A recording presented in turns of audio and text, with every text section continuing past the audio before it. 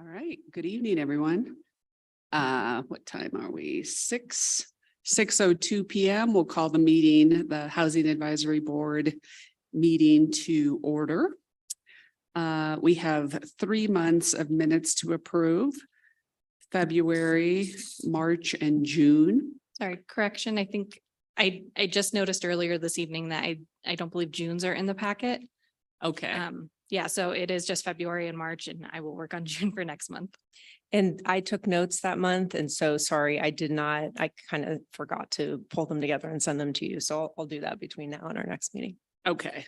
So we'll table June minutes until next month, and we'll go ahead and approve for February and March. If anyone has questions about that, please speak up about either of those minutes if you had a chance to review them. I motion to approve the minutes as they appear in the packet. Anyone second that? I second. All right, thank you, Aaliyah and Amy. Okay, any public? We vote. Oh, we vote. We have to vote. Thank you. We have to vote on the minutes. Sorry. A formal yay or nay. A formal yay or nay. All right, all in favor? Yay. Yay. Aye. Aye. Hand raised. Anyone else? Or any nays? No. Okay. Thank you, Aaliyah. Okay, moving along to public comments on non-agenda items. Seeing and hearing none. February and March. Because yeah, okay. Seeing none, hearing none. We do also have a recording available of this online. So if that takes some of the pressure off. All right, I don't think we have any public comment, so we will move. Oh, anyone on the call?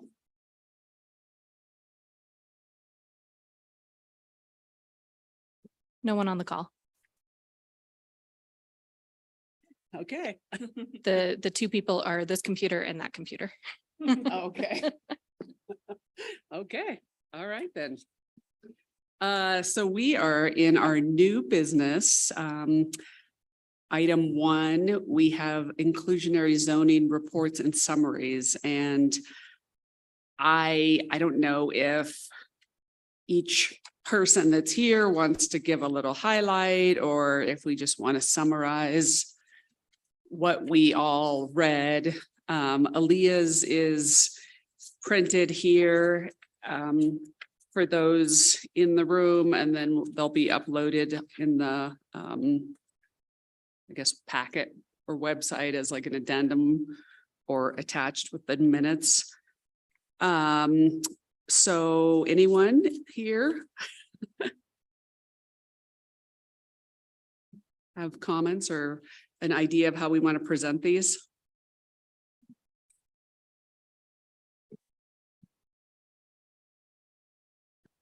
How about if those of us who are here just present, well, brief synopsis or concerns or whatever? I imagine there'll be some unanimity to it. Yes.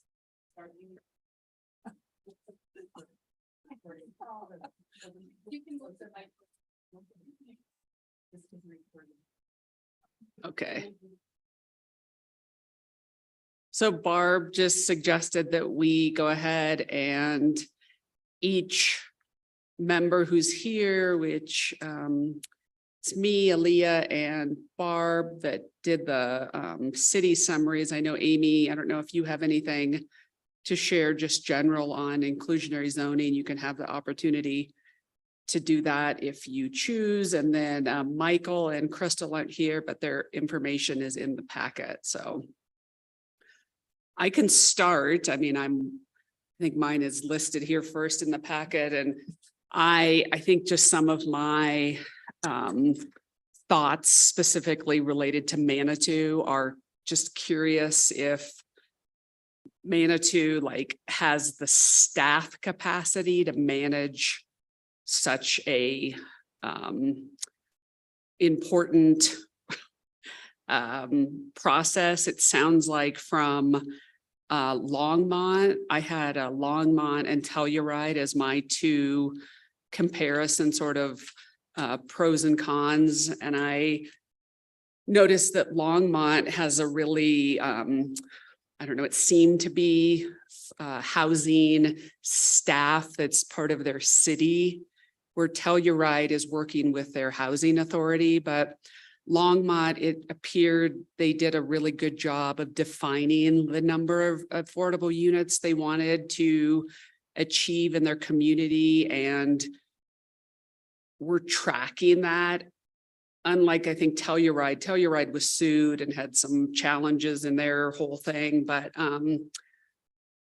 Longmont, again, it talks about how it's a lot of time, and they also reported in a 3-year period, 2019 to 2021, they only had 45 units completed, and their goal was 200 in a year. So, and then again, Telluride, I think the difference, like Longmont's close to Boulder, so people are like tending to maybe live in Longmont because Boulder prices are even more expensive than Longmont. And then Telluride is definitely an isolated community, and they need more affordable housing for workers. And that's something like, when I think of Manitou, we're a bedroom community and people don't necessarily have to live here to work here. And I do believe from a survey we did, I couldn't find, of course, the reference, but we had spoken, I think, to fire, maybe had a meeting with a few people, and it was never certain if individuals who work in fire or police or even teachers want to live in the city that they work. So that was another thing. And then another thought about Manitou was that, do we have, a lot of the IZ, inclusionary zoning or inclusionary housing, Longmont goes by housing, and other places stay with the inclusionary zoning. Besides the time and resource to manage this, do we have like the robust building? I think of the URA as being a place, but I again question, is it worth putting the effort into that if we don't have that much robust building going on? And then I think about like political agendas. No one wants anyone else to live here because it's already busy.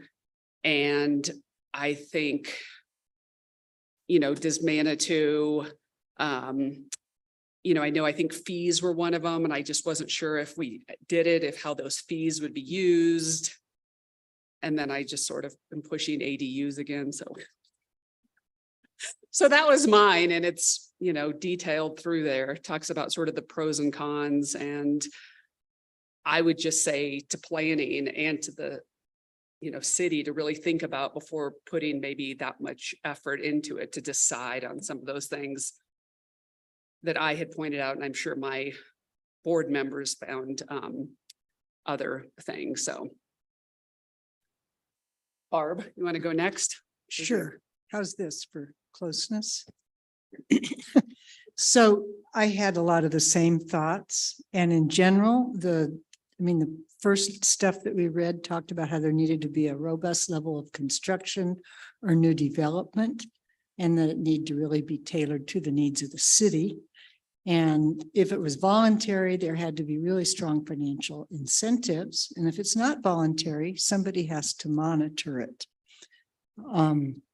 So just right off the bat, I'm thinking, do we have robust development, and do we have people that want to monitor it? And are we willing to give really strong incentives if we do have robust development? So my two were Carbondale and Eagle County, and I don't think they're really commensurate with Manitou. Carbondale is a small city, but it is a feeder to Aspen and a lot of second homes and a very strong, really strong short-term rentals and all of that. But what they have is, for any development of 5 or more, they have to include 20% that would be deed restriction restricted to persons living and working in Carbondale or close by communities that are within 65 to 150% AMI. They are trying to impact not the lower range of housing, but the mid-range, which would be our, professional working class. And once again, they have somebody that manages and monitors the deed restriction. What I have wondered in terms of Manitou is what happens if somebody gets employment outside of Manitou, which is really likely. And deed restricted properties don't gain equity. So how much are you really helping that individual?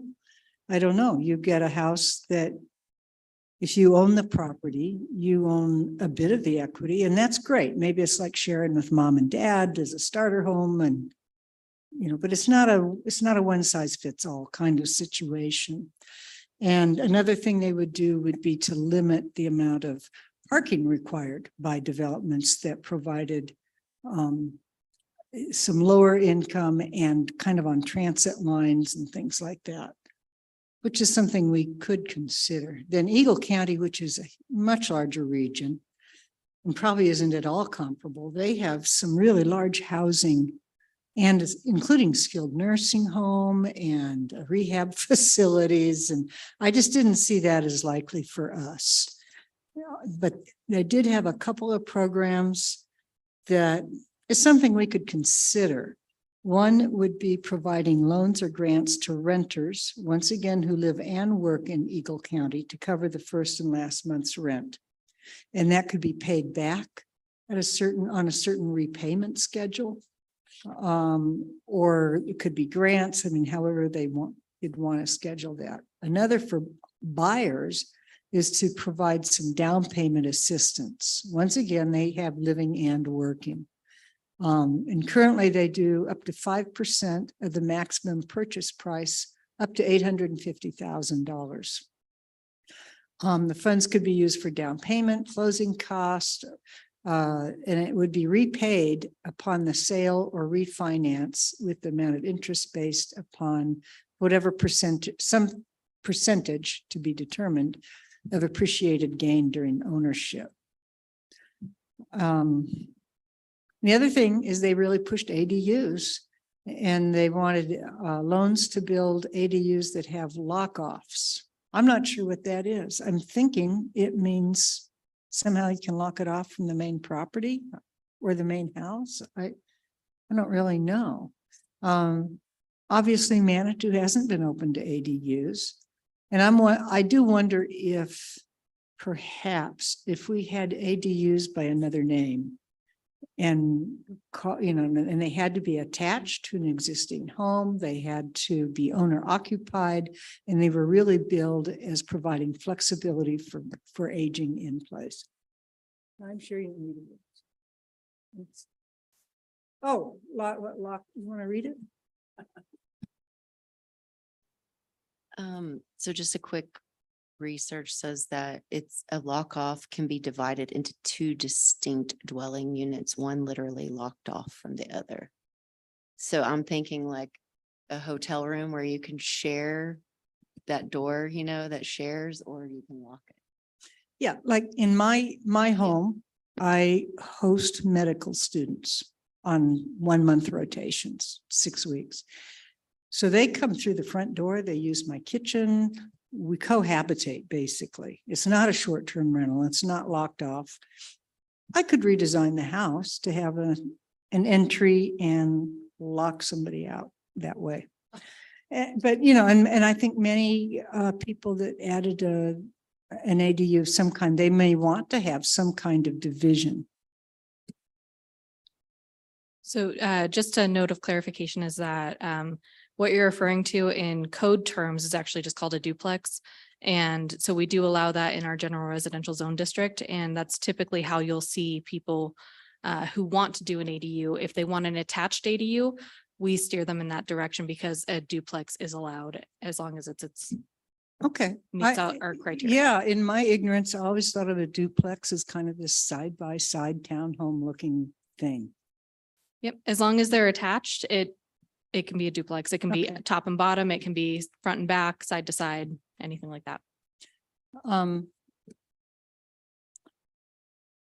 Another area is, whether or not we want to remove some of the barriers that have been present for ADUs. And, once again, I don't know that Manitou wants to do that. And also limiting those so that they aren't short-term rentals. That seemed to be one of the big takeaways to me is short-term rentals do affect the real estate market.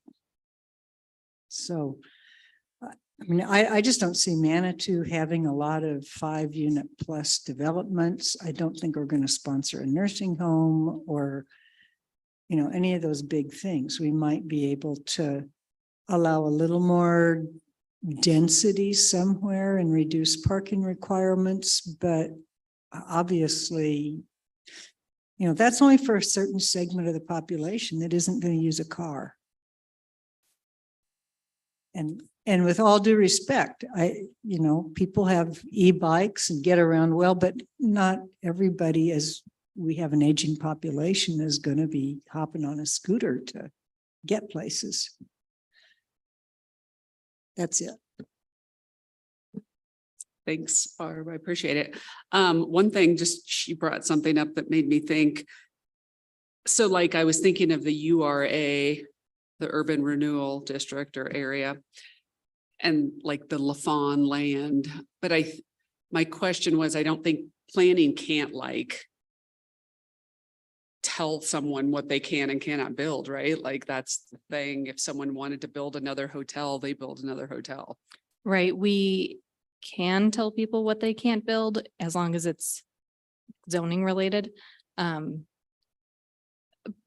like the LaFawn is zoned commercial, so it could be a commercial use.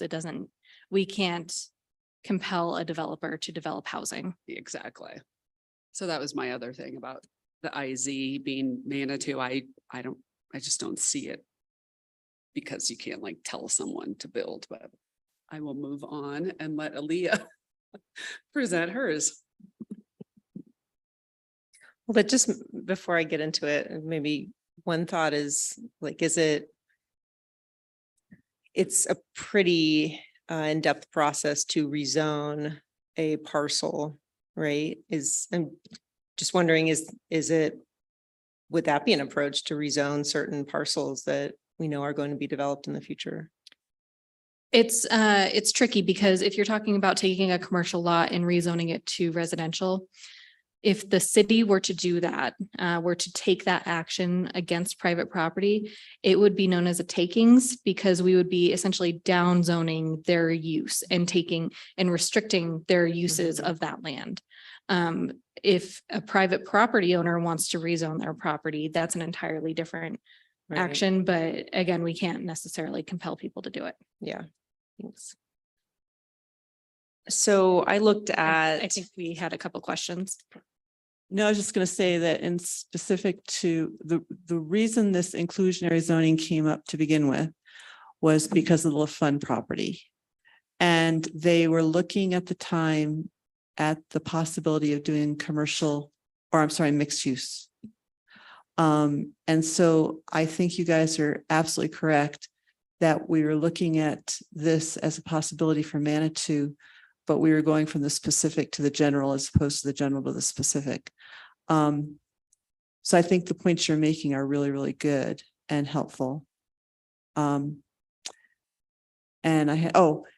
so if the city does decide to change the land use code and the zoning, then we can do that.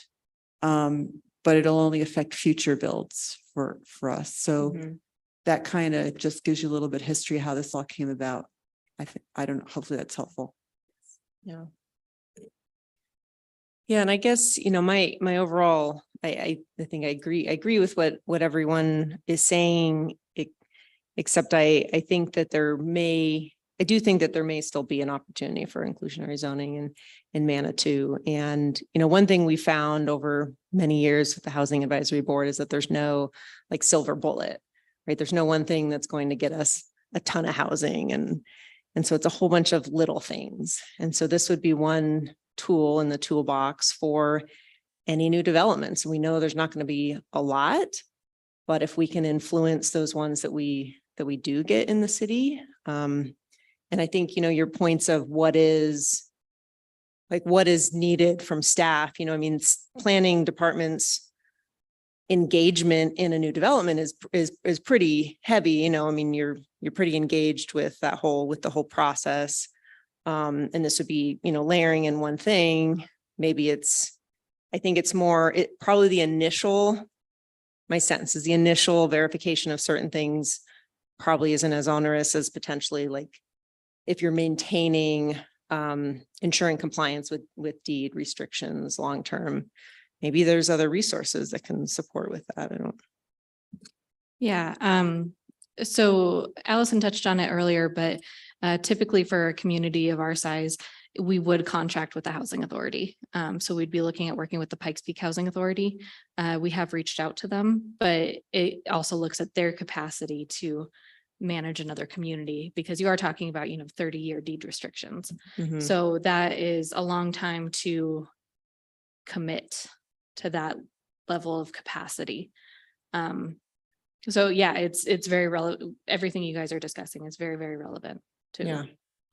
the Can decision. I say just one more thing? Also, when the land use code was adopted or was discussed initially, it was to incentivize housing or accessible housing. And there was a couple of council members that wanted to not just incentivize it, but force it. And so they saw inclusionary zoning as a way to force it. So that gives you some additional background. Is it still in there to incentivize until we? I believe so. I think it is, yeah. I don't have it all memorized yet. That's all right. but- I think we left it in just so that there's something there with the intent of then researching the inclusionary zoning and potentially going to that instead. So Oh. I looked at Glenwood Springs and Basalt, and one thing I wanted to point out, I don't know if others had the same experience, but the document that was shared, summary of inclusionary zoning practices in Colorado communities. I was looking at totally the wrong stuff for Glenwood Springs or Basalt, or this document is not reflective of what those cities are doing. So I'm not sure if anyone else found that same thing, but what's in this document is very different than what I found on the city websites. Yeah, and I after like sharing that, because it was sort of like in the wing, I'm like, well, pick all these. I read that it was like a student maybe who had done some research. So Mhm.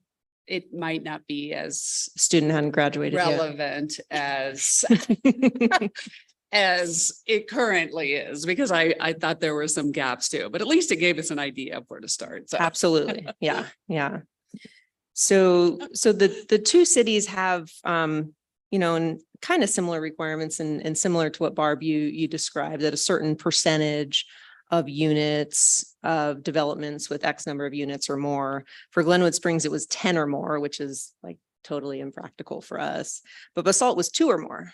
So it's basically like anything other than a custom home, you have to comply with these requirements. And, I think I guess one thing that stood out is that there's the specifics is where everything really needs to be tailored to Manitou, right? Like how many units does it apply to?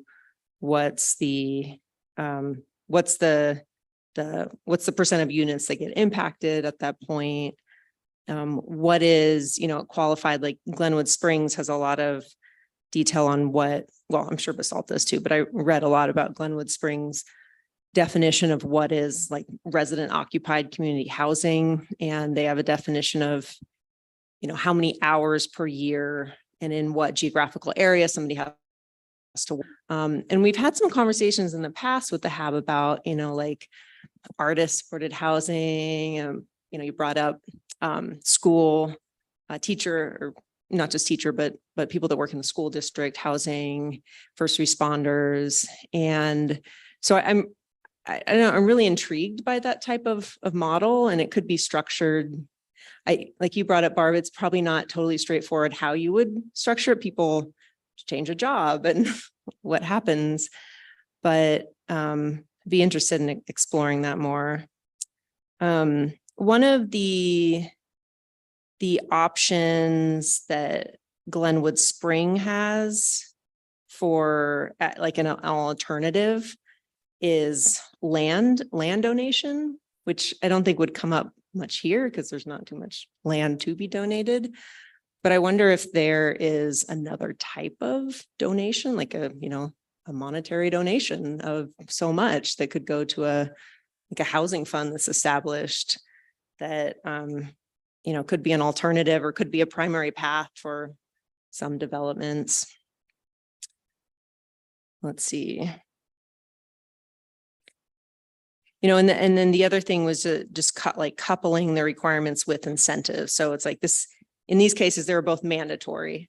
Said you have to do this, but we're also going to, give you leeway in all of these other zoning requirements because we recognize that you're, this may be challenging. And so I think we've talked a lot about incentives and kind of how they're important for our community. And so I thought that that's a good thing to think about as we move forward. I think that's it. One thing that I read somewhere about in lieu fees. So instead of having actual units that are affordable, you pay a fee to bypass that. And many developers just choose that. It's easy. They can pass the cost increase on to the prospective buyer, and it really doesn't do much for inclusionary housing. Yeah, I agree. I read that, and I don't know if Denver has a new version. In some of the research I read, it said, because it was talking about the Telluride, people were sort of falling in that, like how Telluride got sued that they couldn't do that. So then some other communities were trying to do, they call it the Telluride workaround. So Denver, it was saying, in the research I had read that, I think it was an article from CPR News or something, or .org, that said more money went into the buy-offs than the building. Like they built like a dozen, in a period of time, a dozen affordable because all the builders. So that would be the other thing, that if Manitou was going to do this, I would say, similar to like the Basalt, maybe it is a smaller number and there's not a way to buy out of it. Like if the council members are trying to really push and, encourage or want the affordable, then I think the writing of it, the language should be that there's not a way to get out of it. Because they even talked about in some cities, it might have been Longmont, where they were so the idea of inclusionary zoning is to allow all people of all different income levels to live in the same environment, so you're maybe lower income person and but you're living with, higher end individuals, and then you get better school, things are different with choice schools now, but what they were saying is that when you're offering land instead to build, you're then discriminating, you're pushing again people into a different area and excluding them from the nicer areas. So those are just little things as I was hearing you both talk that I would also add. I might have written it in my lengthy summary, but those were just things I would say to consider. And then Amy, did you have a chance to just look at anything on inclusionary? I had a couple of thoughts. One is with housing authority and Section 8 housing, which is the lower end. But if there was anything Manitou could do to encourage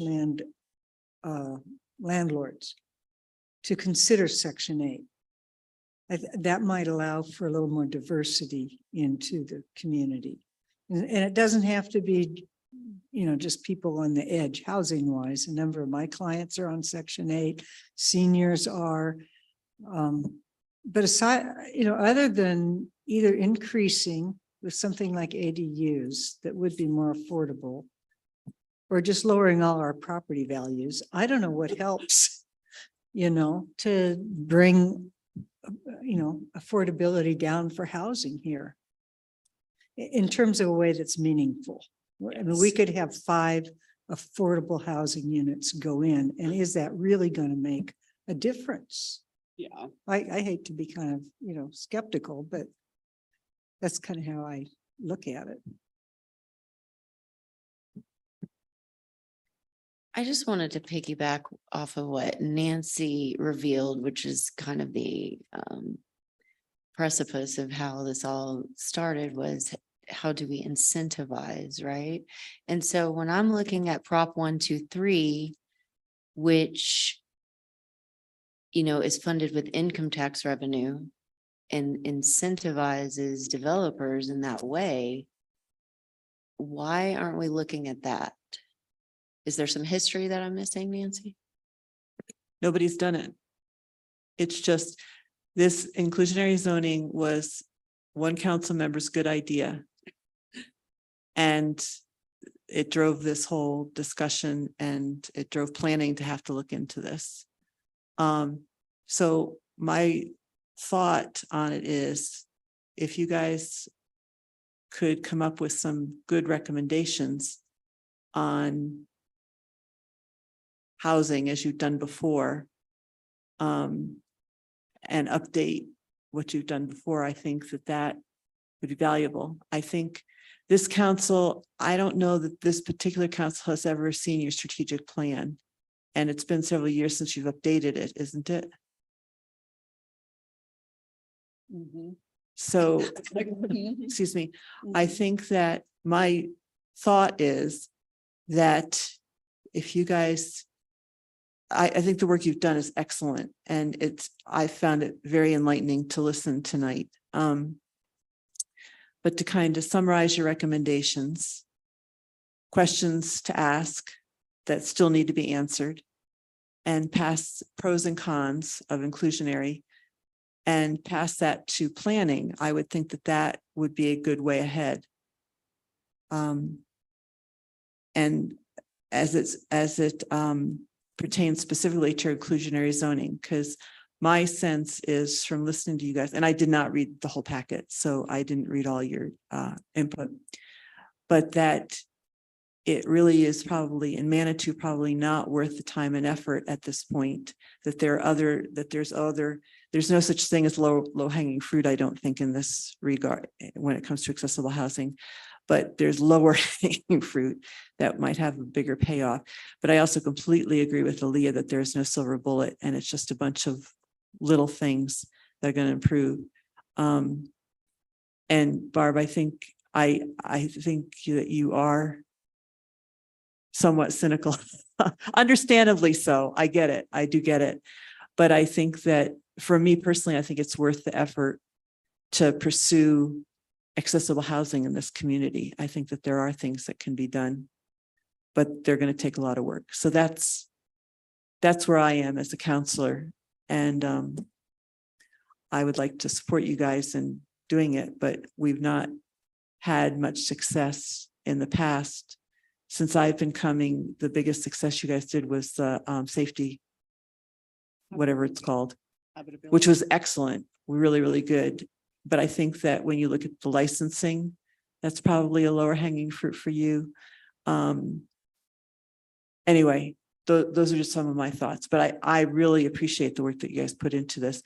I think a little bit more, you could come up with a good report to hand off to planning, because when planning is going to have to bring this back to council, and maybe in August, I'm thinking. That's currently up in the air. Okay. I know that's our goal. but- Okay. All right. So they don't have a lot of time, but I tell you, I, for one, will ask what was the HAB's recommendation on this. So I think it would behoove you guys to come up with a solid recommendation. And it can, you don't have to do the whole gamut, just specific to inclusionary housing, but you could if you had other recommendations, that's fine too. Do you think it would be worthwhile to have a work session with the HAB and city council to discuss this? I think, and unless the HAB is very well prepared to answer a lot of very specific in-depth questions, I think that that is pretty high risk. Okay. I think planning is in a better position to answer some of those in-depth questions. I think having HAB, and that's no offense to you guys, please. But I've seen things go off the rails badly when people are sitting at that table and they can't answer the questions. Yes, Um, I would agree. yeah. So I think it'd be great if you guys were sitting in the audience or in the galley, but have planning at the table. But yeah, I don't want to direct, Yeah. I keep saying that, but I don't want to direct you guys. I just want to give you my insights. Yeah, and I think for planning, I know, I mean, you probably have, I don't know how much research you've done, but if you all just want to go through what we presented, and then you could ask us, if there's how you want us to summarize it more, or like what's helpful for you. And I think maybe finding out too from like Denise, would planning, yeah, I guess you planning, it's the housing authority, right? You'd have to, in order to do it, you said you're connecting with the housing authority to see if the Colorado Springs Housing Authority. Yeah, the Pikes Peak Housing Authority. So I think it's a regional housing authority. Oh, okay. We'd be contracting with them more than likely because, as you've pointed out, we just don't have the staff to manage Yeah. this. But there are options to have it in-house as well. Okay. And they've come before, right? You guys have met with the Pikes Peak Housing Authority previously, right? So I came once when they were presenting and I was like the only one that showed up but that is another resource for you that you could partner with. When Corinne was still heading it, we actually had a tour with the housing authority, which I think we can't do now as a group or, You absolutely can, as Oh, long as okay. it's posted. You can have Oh, more okay. than 2 people. well, we had that. We had like maybe 5 of us. Yeah, And as it long was as- pretty interesting. We saw the different places in the Springs. Yeah, you just have to have it posted 24 hours in Okay, advance. that's good to know.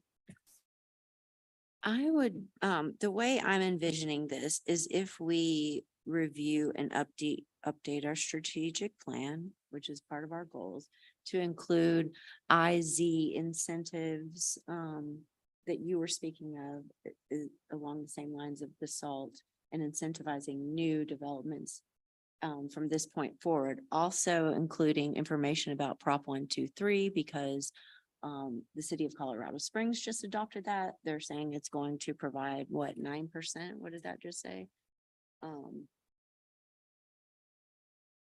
Create approximately 350 million in annual funding for affordable housing over 3 years, and increase affordable housing stock by 9% over the next 3 years.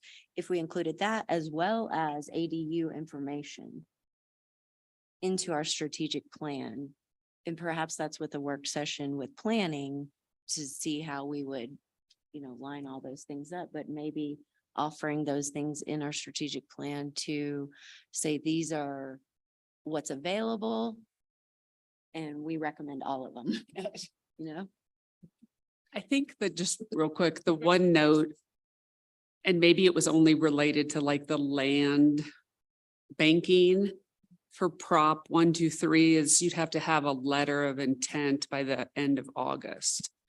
So I don't know if that's Prop 123 for all, but I listened to a webinar on land banking because I thought about the properties that we did identify, even though they're not significant. I thought, wow, if we could land bank and have some money, or even the LaFawn to buy a section of it or something, to then have a bunch of tiny houses. But I noticed the letter of intent is due August 21st, 2023. So that would put us, and we'll have to do a little more research And Amy, I don't know if you see anything else, if all of the Prop 1, 2, 3 has that kind of a deadline, but just something to think about.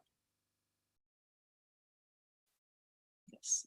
I would also say that it might be worthy of a meeting with one or two of you with a couple of people from the URA.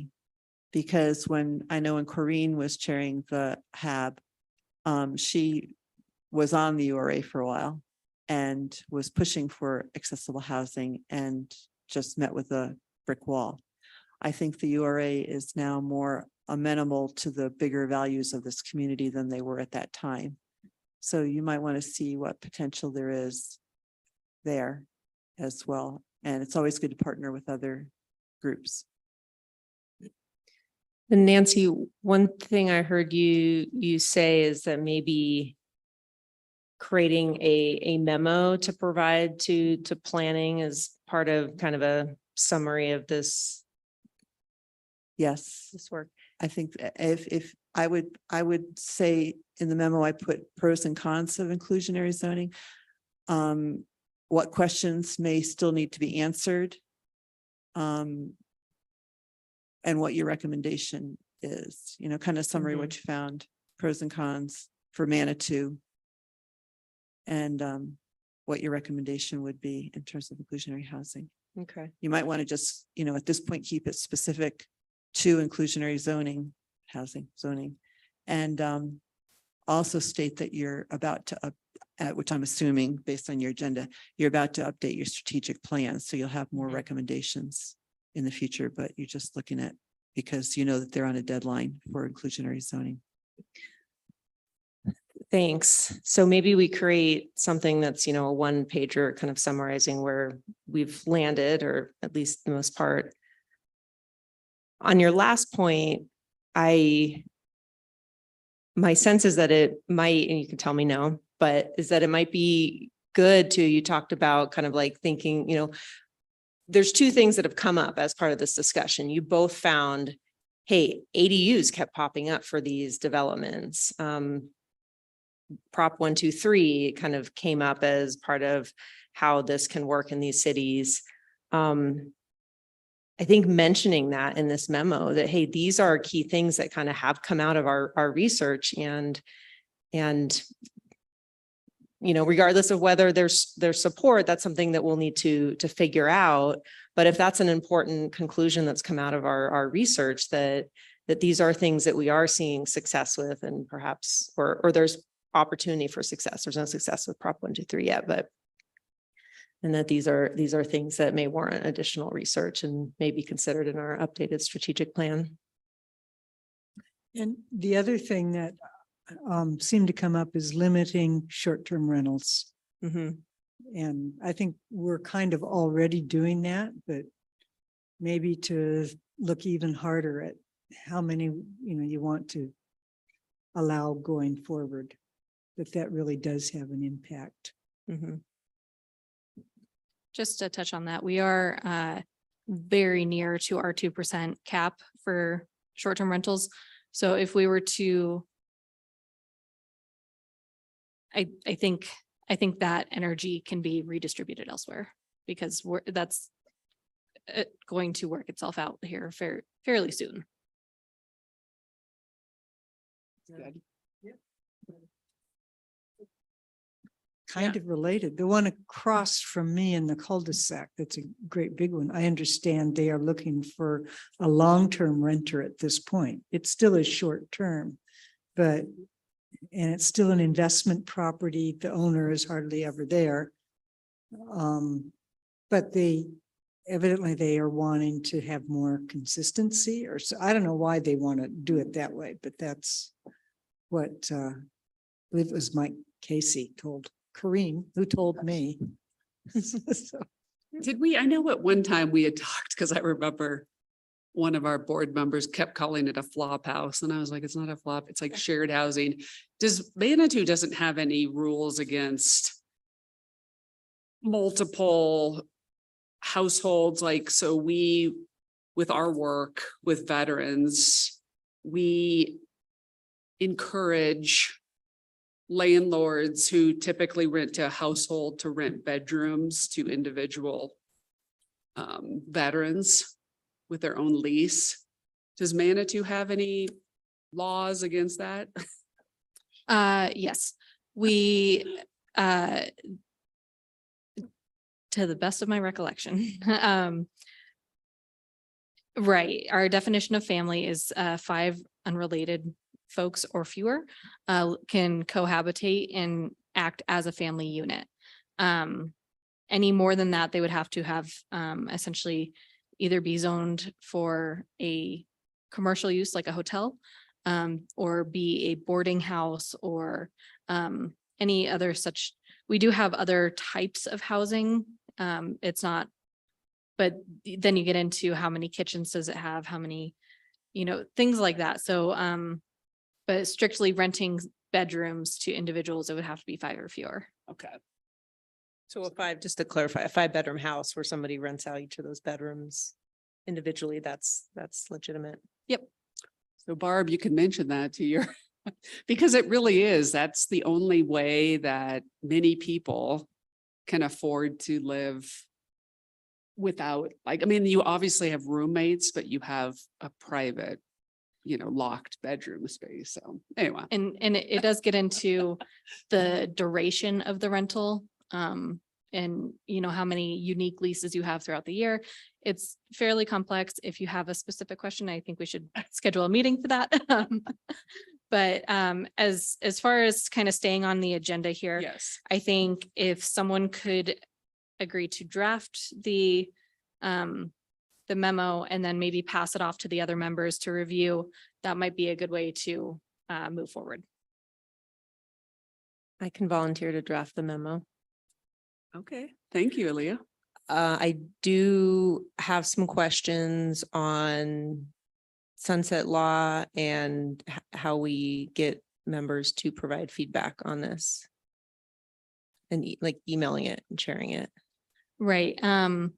So it can, to the best of my knowledge, if you email it to one member at a time, that is viable. But you could also bring it to staff in between and have us distribute it. Okay, maybe I'll do thereafter. that, or That or would probably you. be better. Which is the safer option. Yeah. Yeah, to Okay, have, so I'll send it to you two, and then you can distribute it. Okay. And you have all our little notes in there. So Yeah, in the packet. I think the trickiest thing will be, I think we do have maybe some different opinions on recommendations. So maybe we should talk through that. Like, what is our recommendation? If we think there's some value in continuing to pursue this, some or certain aspects of it, or not. What I said, I mean, I'm all for inclusionary zoning and affordability and accessibility. My response isn't that you shouldn't try for it. It's just, I think we've come up against some walls, particularly with ADUs. And so there's a part of me that wonders how much how far we'd really get with it, but that's fine. Let's go for it. Nothing ventured, nothing gained. And I would add just like, I would want to recommend like almost a mandatory, and I don't know that, because there's that voluntary, and that's where we would just have to be thinking about like not allowing, I mean, the recommendation would be, I would say, not allowing someone to buy it out unless the city is willing to place that in some kind of specific affordable housing fund. But I don't know how that would be used, or. I think we need a plan for Yeah. that. I totally get what you're saying. Yeah. If we didn't have a plan for that, it would be useless. Yeah. But, what if we developed a plan for that and it, was used for some of the programs you were talking about, homeowner assistance, renter assistance, or, tackling existing buildings, right? I use, And we know there's not a lot of new construction development, but we're going to get some money from those to Mhm. support existing buildings. Mhm. Yeah. Because I just want to piggyback off of that because a lot of the existing buildings would not qualify for HUD funded section, subsidized rent Mhm. because of the fact that they're so old. I don't know how to say that nicely, but They're inaccessible. right, they're Mhm. they would take so much money to renovate that it wouldn't be, the renovation would exceed the subsidy cost. And so to me, that's more of a mark in the direction of ADU that would be explained to city council that existing buildings would require so much renovation. Nancy, you know, like so much renovation that it would almost be more financially better to build a brand new unit. Yeah, and I know we had like, what's his name? Lee Patke and some different people look at some of the Mhm. motels in the past and said the same thing. So yeah, it would have to be like the LaFawn land. It's the key, like, so I get it. I get why someone's Mhm, pushing mhm. that. Yeah. Well, I guess one thing I'm taking away is that we have kind of a list of key considerations that would need to be addressed and researched further. And that maybe a recommendation is, you know, there's a handful of items, like how would this be administered? That seems like a big one to kind of get a handle on if that's even feasible. That there's a handful of additional steps that would be worthwhile to continue looking into to kind of further make a go, no go decision. And, you know, maybe lay out those considerations and the pros and cons that have been collected. And share that. Is that fairly representative of what we're thinking and seeing? Okay. Yes. Okay. And I would say from reading Michael and Crystal's, it's similar Mhm. kind of that we all had shared. So good.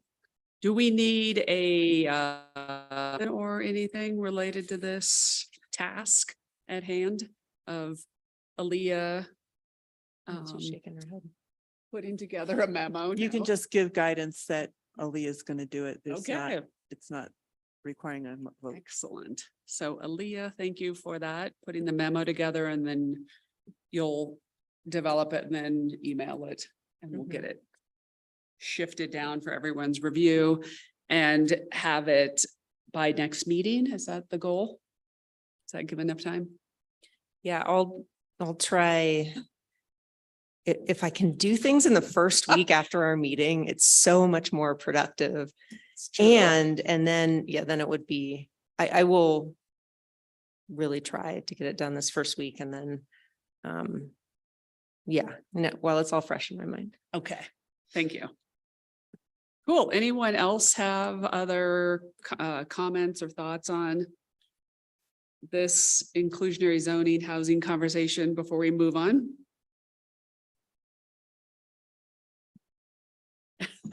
No, everyone's like, no, we're good. Okay. Well, thank you all. That was amazing and thoughtful. So I appreciate it, and planning. I hope it's helpful for you all.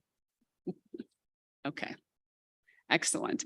So moving along, item 2, I just wanted to propose a fall retreat to look at our strategic plan and develop a more thoughtful presentation when our time comes for the budget request. And what do? We do like a goal report and accomplishments. And I know Nancy had given feedback that we could improve in that process.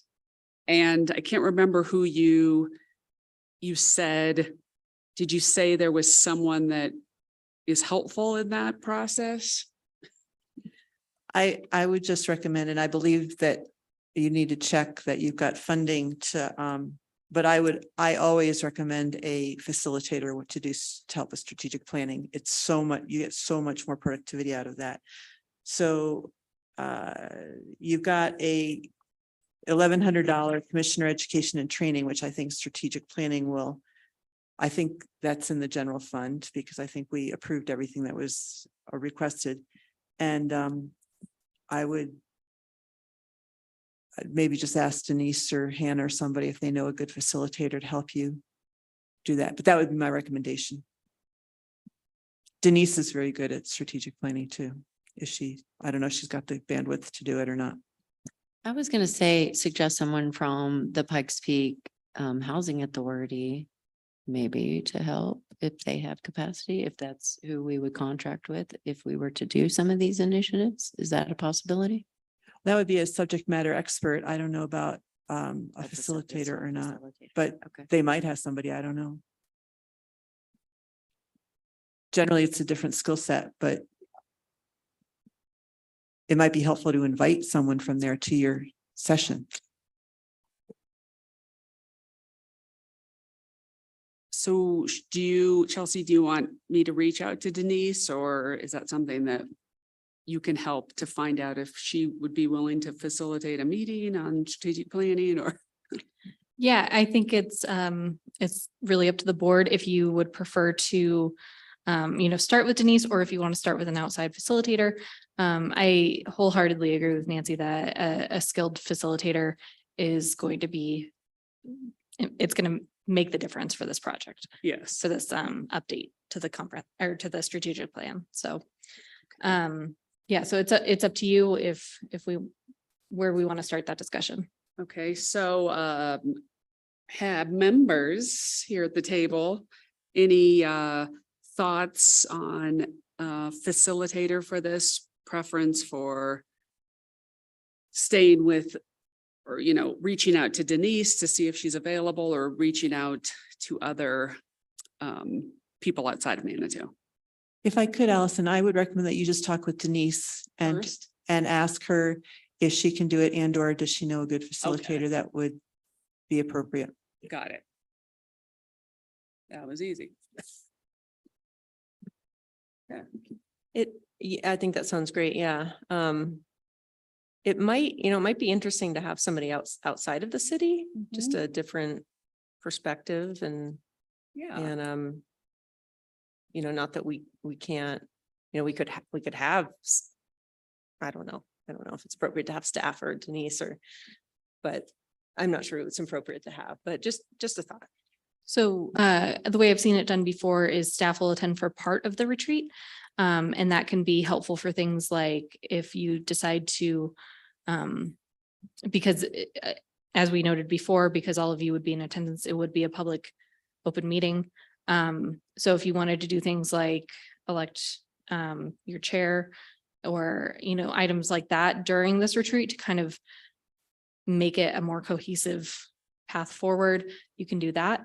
But I've seen it where staff only attends part of it to make it, I guess, more organic. So. And the ordinance calls for your elections to be, I believe, March, if memory serves me. Not that anyone other than me knows that. It might be January, but the ordinance calls for a specific month to have it done in. So, but again, no one's going to call you on it. I'm just telling you what the ordinance says. Okay, I think it was January, at least previous, but I don't know. Yeah, it's like December. It seems like we voted and then if it was official in January, but I don't know if that's, the process. So. Okay. Okay, and then I mentioned to Aaliyah that I am opening the opportunity to be chair to others.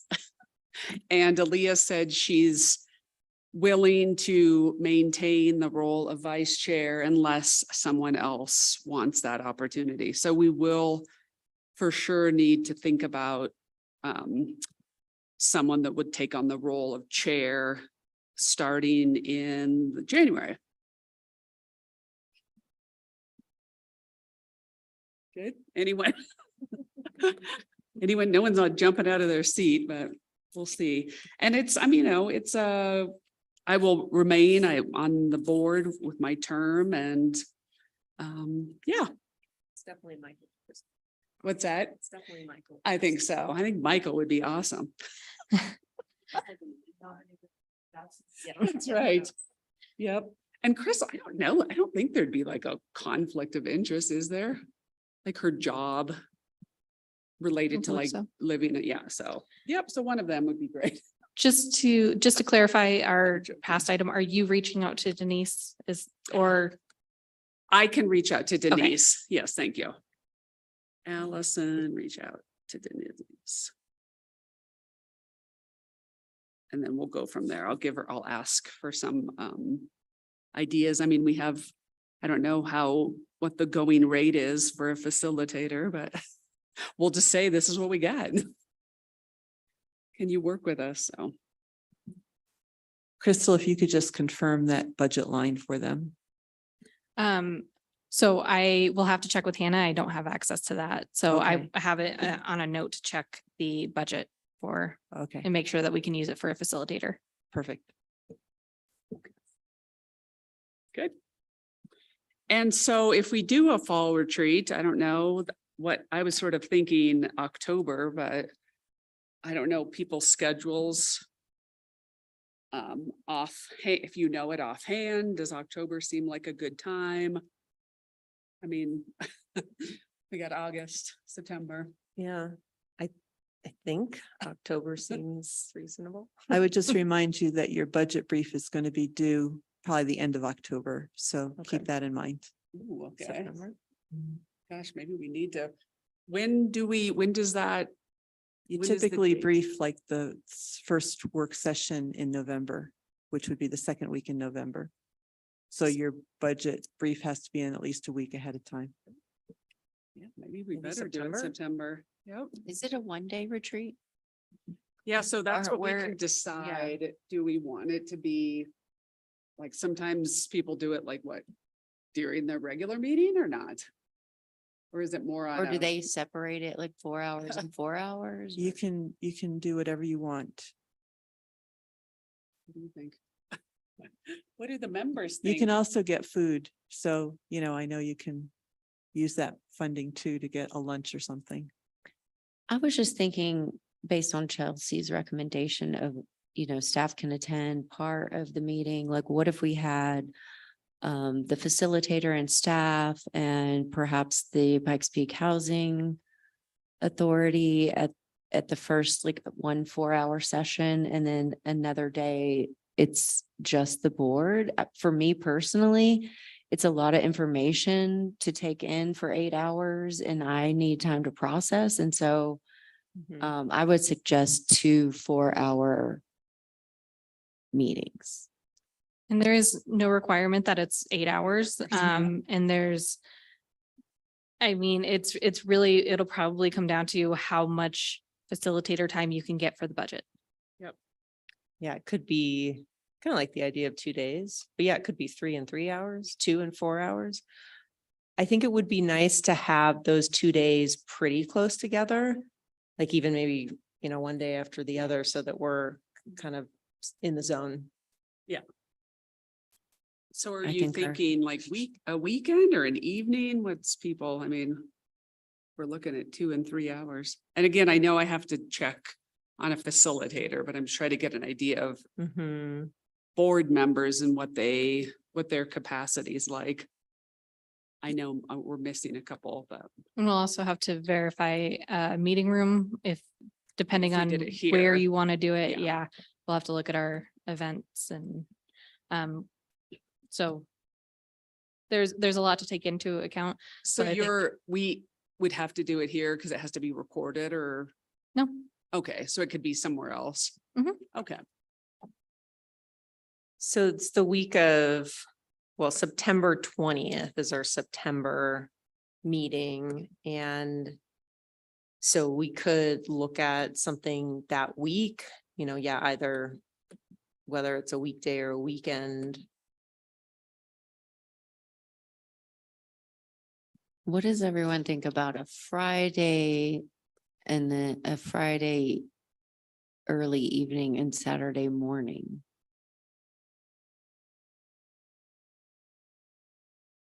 That It could work. Depends on what Friday and Saturday you're looking at. Well, we're looking at the last week of September right now, I'll be correct? out. I Or mean, I'm an fifth alternate, week. but the last week of September, and I believe, you're when is Labor Day there? In the hall, and that weekend. What about the 22nd, 23rd? That's that same. the That's 20 a weekend I have to double check my calendar, Okay. but I have a camping trip scheduled at okay. some point in there. I'm just not sure exactly what no, and in fact, I'm not sure I'll be able to do that one. That's, my hip's good, now my ankle's bad, so. I will. I have a doctor's, I was mean, I gonna guess talk we to my could doctor do first. Well, no, The Labor Day is Wednesday. Labor Day is the beginning of September. Yeah, So what about the weekend after that, the 29th, 30th?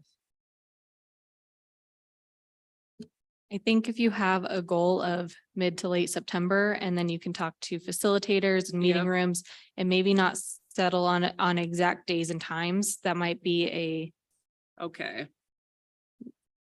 path of lesser resistance. Yeah, that makes sense. Okay. So we'll just look in that, maybe that's those last 2 weeks in September. Mhm. And I will connect first thing with Denise and then get an idea of just from her what she thinks, and then confirm on that amount that we can use that for. I mean, it says commissioner education and training, so I don't know. It's kind of training. And I think it doesn't really need to be said, but I will that confirm with your other members because it's pretty critical to have all of you at Yes. strategic planning session. Yes, so I will also ask the others. Okay, just to sort of hold those dates of September 20th, maybe through the 30th. And we'll look, because the 20th would be our regular meeting. 9:20 to 30, okay, great. Anything else on that topic before we move on? Okay. Item 3, I had put this because I just wasn't sure if everybody knew that you can use the city pool and the gym for free as a member. And I asked Alex from communications if board members are informed or if that's something that I was supposed to do. And he said that new board members are given a packet. So I don't know, Amy, if you received anything from, no, not from me, from the city. Yeah, Okay. I think it was just a letter that you would have gotten when you were appointed. It may have been in an email or it probably would have come from Elena Krebs. Okay. So anyway, that's a nice incentive. You and all of your household members that live in your house are entitled to utilize the pool and the gym for free. And my son just went over there recently. I mean, we had a little glitch because I was missing, there's some document. And that's what I wasn't sure if they received. Because when he went, they were like, do you have the document? And he was like, what? So they were just sort of, yeah. And well, maybe it's because he was new. My family and they. So I don't trust. know. So they were like, we'll trust you, but bring the document. So I printed some document Interesting. and she just said, the woman he was meeting said she would ask her boss, but it seemed fine. What do you do? No, Barb uses it. Well, first of all, I mean, I served on this committee for 2 years before I realized I didn't have to pay for my membership. And I had been paying for membership there for 40 years, so it didn't really matter, Yes. I mean, I was going to regardless, but it's a very nice perk. There is some document, it seems mysterious. At some point, I got it signed and I have my little, Yep. ticket to ride. But I don't think the current people manning the desk, for the most part, will have any idea what you're talking about. There's Yes. been a lot of turnover, and so I would go back, whoever is in charge of that program, and say, what is the document? Yep. And be sure the current person, maybe Karina, I think, who's not going to be, who isn't full-time, but she's there the most Okay. and kind of managing things, is aware of what it is. Yeah. So when Owen, my son, was having trouble, I asked Elena Krebs, and she said she would follow up and make sure that they knew that. But so anyway, I'll just, make sure. I just wanted people to know, because that's, again, when you're talking to your neighbors and inviting them to join the HAB, you can say, hey, one of the benefits is not only do you get that awesome email every week with all the details of everything, which I really appreciate, going on in the community, you also get access to the pool and the gym. So there we go. Old business, we tabled, we had something, you guys will maybe connect next month on that. So there's nothing there. And how about reports, Nancy? Excuse me, not very much. We've only met twice, I think, since the last time I met with you guys. So, and most of these things you should already know about now that the Pikes Peak Bulletin is being published again. But we were the first pollinator district, municipal district in the world, which is very exciting. Got that. They kicked off the Carnegie Library Capital campaign last night. So they've made great progress. There's several grants we've gotten, got $300,000 last week from CDBG, Community Development Block Grant, because ADA stuff at the library, Gates Foundation, I think. Anyway, there's been several, and now they're going to be going to individuals. So you'll see them at all events looking for money. So bring your pennies. But that's exciting because they're looking to break ground on the library this fall sometime. So cross fingers. We passed the amended budget, excuse me, last night on first reading. So that's good. And there was a lot of changes to the budget this year. And we're still sitting with, at this point, a $6 million reserve, which is amazing. A lot of that is because we got are you familiar with the Jane's bequest? The Jane's bequest? Okay. He apparently used to live around here. I don't know if he actually lived in Manitou, but he donated previously about $325,000 from his when he died. Yeah, estate, thank you. And then there was also that we got directly, the city got directly, and that went to the library. And then there was land, a significant chunk of land, the Volmer property, which is out east somewhere, that sold for a lot of money. And we were in it with the family. So we got our share of it. We just sold it recently and got almost like 800,000 or 900,000 or something. So that's in that 600K. So that was the big plus up that we weren't expecting necessarily, but it was smart to wait on selling that land because it was worth a hell of a lot more now than it was 10 years ago, or whenever. So that was exciting. And then Hiawatha Gardens, we approved, or we gave direction to the task force to continue moving forward with the preferred plan, which will incorporate a north building with restrooms, a warming kitchen, and a small conference room, a plaza, and redoing the parking lot. So that's, I find, very exciting. We've got about half of the funding we need to accomplish that whole project, which is another $4 million project plus. So that's all I have, unless you guys have questions for me. I just gave you all the things that I consider to be good news. Lots of administrative stuff, but very boring. So It's great. Thank you. Any planning updates? Reports? Without jinxing it, all things going according to plan, we will be in our new offices before our next meeting. So we'll be where parking offices used to be the city council chambers. One day they'll say used to be planning. So that is our big update, I believe. I don't think we have too much else. It's just business as usual. Thanks. Any other board member updates or reports that I missed? Okay. Well, thank you all. I appreciate your time and all your work, and Aaliyah putting together that memo, and Amy taking minutes. Thank you. And we will adjourn here at 7:18 and see you next month. Bye. Thank you. Thank you. Minutes due.